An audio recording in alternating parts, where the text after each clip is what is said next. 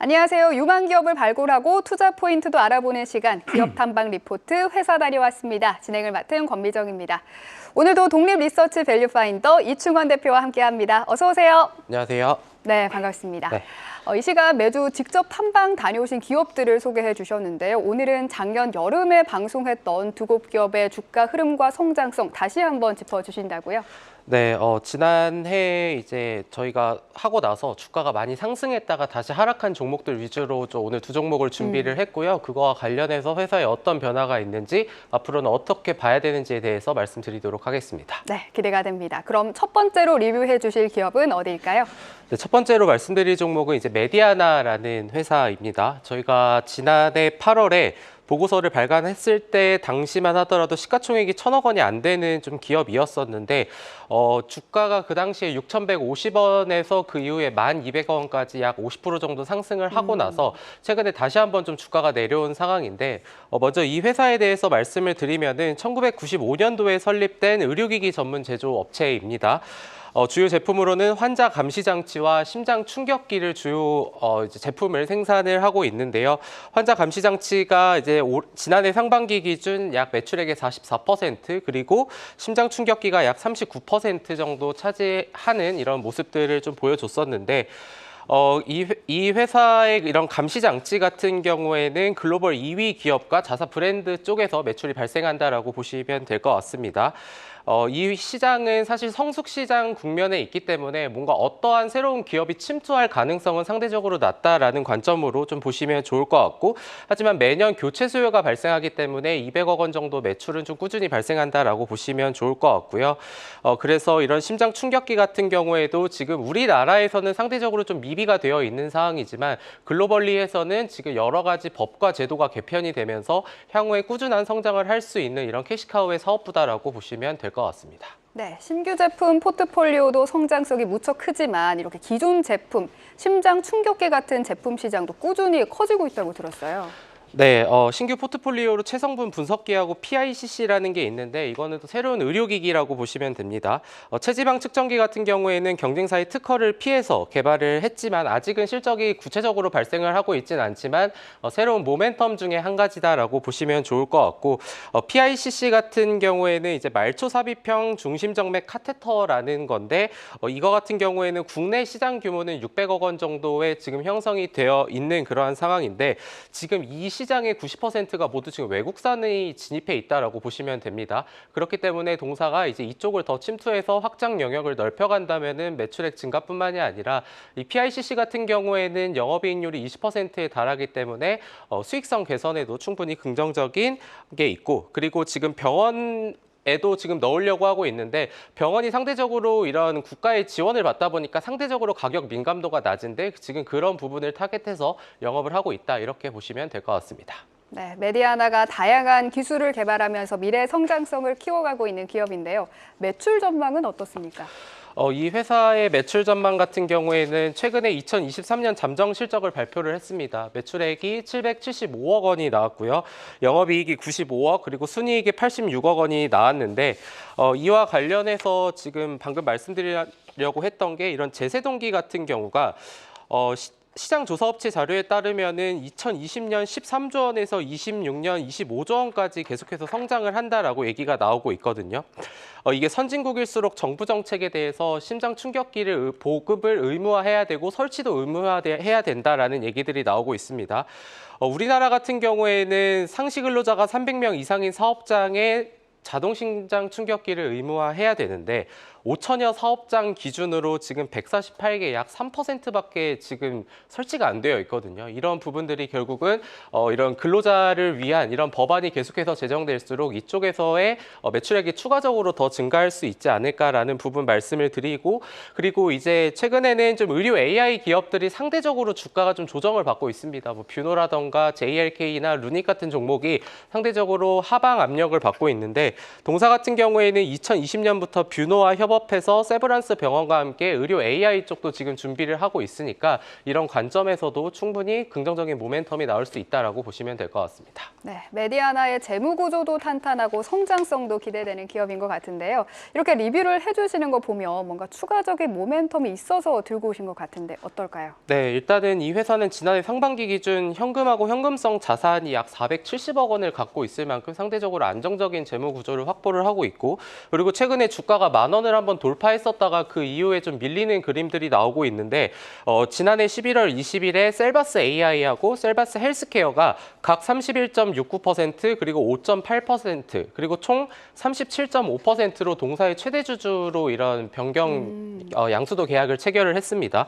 그러다 보니까 동사가 그 당시에 이제 포부를 밝힌 것이 국내 최대 AI 의료 혁신 기업으로 도약하겠다라는 소식에 주가가 급등을 했으나 그 이후에 아무래도 의료 AI 기업들의 상대적인 주가의 부진으로 인해서 동사 주가도 하락을 했는데 지난해 상반기 기준 동사의 유동 비율은 600%가 넘고 부채 비율은 16%대밖에 되지 않기 때문에 지금 갖고 있는 셀바스 AI하고 헬스케어의 시너지 그리고 갖고 있는 470억 원의 풍부한 현금 흐름을 바탕으로 또 하나 M&A를 진행을 해 나간다는 그림을 그린다면은 지난해 잠정 매출액인 775억보다 그걸 넘어선 약 1,000억 원 수준으로 더 돌파할 수 있지 않을까라는 생각을 하고 있고요. 그리고 이 당시에 PER 기준으로는 10배 정도밖에 되지 않았기 때문에 의료 AI의 PER 10배는 상대적으로 저평가 요인이 좀 부각될 수 있다라는 부분을 말씀을 드리고 싶었고, 이와 관련해서 보면은 그리고 마지막으로 이 회사가 23년 동안 단 한 번도 적자가 나지 않았던 기업이거든요. 최근에 무슨 저PBR이나 이런 얘기들이 많이 나오면서 상대적으로 안정성을 갖고 있는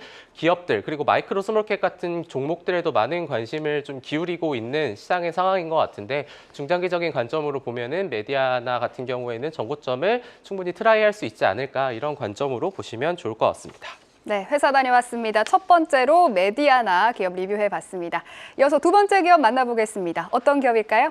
네, 두 번째 종목은 지난해 7월에 발간한 폴라리스 오피스라는 기업인데요.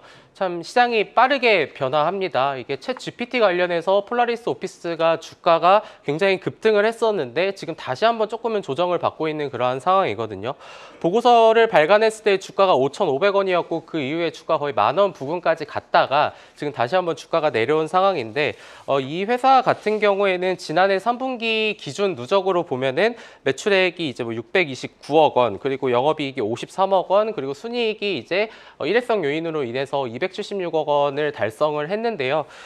이 회사 같은 경우에는 오피스 소프트웨어 개발 전문 기업입니다. 지금 옆에 화면에 나가는 것처럼 결국은 이런 것들을 향후에 기술력을 더해서 AI 쪽으로 진출을 시키겠다라는 건데, 뒤에서 말씀드리겠지만 첫 번째는 자동차 관련된 이런 자율주행과 관련된 뭐 테슬라나 이런 쪽에도 관련이 돼 있고요. 두 번째 같은 경우에는 이 회사가 최근에 기사도 내기로 했는데 이제 애플의 비전 프로와 관련된 연동된 서비스도 이제 출시를 할 것이다라는 얘기를 했었거든요. 이와 관련해서 그 당시에 그 열풍은 잠깐 숨고르기 국면에 진입을 했지만 그 상황에 맞춰서 이 회사가 계속해서 지금 새로운 사업을 지금 준비를 하고 있다, 이런 관점으로 보시면 좀 괜찮지 않을까라고 말씀을 드리겠습니다. 네, 또 비전 프로와 관련해서는 조금 뒤에 다시 한번 이야기를 나눠보도록 하고요. 올 초 급등세를 보였던 폴라리스 오피스, 지난 여름에 이미 방송으로 소개를 해주셨습니다. 또 GPT 스토어와 관련해서 폴라리스 오피스가 정말 좋은 흐름을 보였잖아요. 기술력이 그만큼 탁월하다는 거겠죠? 네, 이 회사는 전 세계에서 유일하게 유니버셜 엔진을 기반으로 설계를 했습니다. 이 유니버셜 엔진이라는 것은 하나의 오피스 엔진으로 다양한 OS 지원을 가능하게끔 한 기술이다라고 보시면 좋을 것 같은데, 보통 같은 경우에는 워드나 PPT나 이제 엑셀이나 PDF를 한 군데에서 모두 연동지어서 편집을 하기가 굉장히 힘든데, 그 부분을 이제 이 회사가 해소를 시켰기 때문에 관심을 많이 받은 거다라고 좀 보시면 좋을 것 같고, 그리고 실질적으로 지난해에는 네이버 클라우드하고 이런 협업에 대한 얘기들이 부각이 되면서 주가가 급등을 했던 바가 있습니다. 그래서 지난해 8월 같은 경우에는 생성형 AI를 적용한 폴라리스 오피스 AI를 또 출시하기도 했는데요. 이런 부분들을 감안을 하면은 지금 시점에서도 충분히 계속해서 부각받을 수 있는 모멘텀은 충분하다라고 보시면 될 것 같습니다. 네, 아까 말씀을 해주셨다시피 폴라리스 오피스 관련해서는 이 생성형 AI를 적용한 폴라리스 오피스 AI에 대한 관심이 높았습니다. 이 얘기 조금 더 구체적으로 들어볼 수 있을까요? 네, 이 회사는 일단 네이버 클라우드하고 AI 오피스 서비스 개발 협력을 했고요. 그리고 지난해 같은 경우에는 MOU도 체결을 했습니다. 이 회사가 첫 번째 말씀드릴 게 애플의 비전 프로인데 이제 2월에 미국에서 출시가 됐는데 이 회사가 직접 미국까지 뛰어가서 그 비전 프로를 구매를 했다고 합니다. 그걸 구매를 해서 애플의 비전 프로 전용 서비스를 공급을 하는 것을 목표로 하겠다. 그러니까 그 안에도 들어가는 부분을 우리의 이런 엔진 설계 기반으로 진출을 하겠다라는 포부를 좀 밝힌 거고요. 그렇다 보니까 이런 폴라리스 오피스의 AI는 챗GPT나 네이버의 하이퍼클로바 X 이런 부분 소프트웨어를 모두 다 제공을 할 수 있기 때문에 상대적으로 편리성과 업무 효율성을 같이 높일 수 있다라는 그런 강점이 있고 이 회사 폴라리스 오피스의 누적 가입자 수는 1억 2천만 명을 넘어섰기 때문에 상대적으로 이런 인지도나 레퍼런스도 좀 충분히 보유하고 있는 업체다라고 좀 보시면 될 것 같습니다. 네, 폴라리스 오피스 기술력과 시장 성장성 점검을 해봤는데요. 최근에 또 주가 밸류업을 기대할 만한 이슈가 또 있다고요. 네, 또 최근에 나온 뉴스인데요. 이제 오비고라는 코스닥 상장사가 있습니다. 저도 예전에 한번 탐방을 갔다 왔었던 기업인 것 같은데 오비고라는 기업은 우리가 알고 있는 이런 자율주행과 관련된 기업이다라고 알려져 있는데 오비고하고 차량용 AI 서비스 상용화를 목표로 하겠다고 했는데 CES에 있었던 그리고 최근에 뭐 현대차, 기아가 물론 저 PBR 관련으로 이제 주가가 상승을 하기는 하지만 차세대 자율주행에서는 SDV라는 단어가 많이 좀 중요한데요. 이거는 소프트웨어 중심의 자동차입니다. 이 시장을 선점을 하고 그 안에 차량 안에 들어가는 인포테인먼트에 이제 동사의 서비스가 같이 일단은 인입을 하게 되면은 그런 부분에서 시장 확대나 시장 점유율을 점차 늘려갈 수 있는 그런 강점이 있다라고 보시면 좋을 것 같은데 이런 인포테인먼트 영역에서 좀 긍정적으로 볼 수 있을 것 같고 이와 관련해서 시장에서 좋은 모습을 보였던 게 좀 다른 결이긴 하지만 모트렉스 같은 기업도 주가가 굉장히 급등을 했었던 이력이 있거든요. 그래서 AI와 관련된 이런 기술을 지금 동사가 애플의 비전 프로 아니면은 테슬라나 이런 자율주행 미래 먹거리 시장에 굉장히 지금 열심히 뛰어들고 사업을 진행하고 있다 이렇게 보시면 될 것 같습니다. 네, 그럼 뭐 차는 자율주행으로 자동으로 가지만 운전자는 거기서 문서 작업을 하는 그런 미래 모습을 좀 상상할 수 있는 건가요? 네, 뭐 여러 가지가 있죠. 뭐 그걸 영화를 볼 수도 있고 음악을 들을 수도 있고 문서 작업을 할 수도 있고 뭐 여러 가지 안에 이런 그림들은 이미 언론 자료에 많이 나와 있는데 이제 그 중에 하나로 들어간다라는 그런 관점인 거고 그리고 마지막으로 하나만 더 최근 이슈를 말씀을 드리면은 최근에 리노스라는 기업이 있었는데 그거를 폴라리스 그룹이 인수를 했습니다. 그래서 이 회사가 폴라리스 AI라는 기업으로 이제 사명을 바꾼다고 하는데 결국은 이게 물론 이 회사 폴라리스 오피스가 AI로 된 거는 아니지만 결국은 이 시장의 사명에 이런 기업을 넣는다는 것 자체가 그 어느 정도의 의지가 있고 근데 또 이제 혹자는 그런 얘기를 할 수도 있습니다. 뭔가 사명이 그렇게 바뀌거나 이런 기업들 중에 잘된 기업이 없다라고 하시는 분들도 계실 수 있는데 이 회사는 아까 말씀드린 것처럼 폴라리스 그룹 내에서 폴라리스 오피스가 전 세계 1억 명 이상의 이런 가입자를 확보를 하고 있기 때문에 그런 레퍼런스로 충분히 증명이 됐다라는 생각을 하고 있고 2022년 9월 같은 경우에는 글로벌 오피스 소프트웨어 시장에서 미국이 약 46%로 굉장히 큰 비중을 차지를 하고 있는데 그 소프트웨어 킵이라는 기업과 이제 파트너십을 맺어가지고 우리나라뿐만이 아니라 점진적으로 글로벌 향으로 계속해서 점유율을 확대해 나갈 수 있는 그림들을 지금 그리고 있는 게 또 폴라리스 오피스다라고 보시면 좋을 것 같습니다. 폴라리스 오피스 국가별 가입자 비중을 보면은 뭔가 우리나라 기업이고 시가총액이 상대적으로 낮으니까 우리나라 수가 되게 많을 것 같은데 폴라리스 오피스 IR 자료를 보시면은 국가별 가입자 비중을 보면 우리나라 사람들은 22%밖에 되지 않습니다. 그래요. 해외가 더 80% 가까이 되고 5명 중에 4명이 해외다라는 부분을 보면은 이런 북미 시장과 앞으로 미래 먹거리 산업에 이 회사가 뛰어드는 그런 부분들에 대한 이런 명확한 방향을 알 수 있지 않을까라고 정리하도록 하겠습니다. 네, 마지막으로 폴라리스 오피스 전망과 투자 전략까지 들어보겠습니다. 네, 폴라리스 오피스 같은 경우도 아까 방금 말씀을 드린 것처럼 메디아나하고 같은 결이다라고 보시면 될 것 같습니다. 실적이 좋아도 지금 잘 못 가는 경우가 많고 실적이 좋지 않음에도 주가가 잘 가는 이유, 특히 이런 시장에서는 굉장히 중요한 게 모멘텀입니다. 메디아나의 의료 AI에 대한 이런 회사의 청사진, 그리고 폴라리스 오피스가 이제 애플 비전 프로나 이런 테슬라 같은 자율주행과 관련돼서도 산업이 뛰어든다라는 것 자체는 결국은 원동력을 확보를 할 수 있고, 물론 실적에 찍히는 그런 부분들은 좀 시간이 흐른 뒤에야 가능할 수는 있겠지만 지금 시점에서 오히려 시장에서 이렇게 관심을 받고 있지 않을 때 우리가 관심을 가져보자라고 정리하도록 하겠습니다.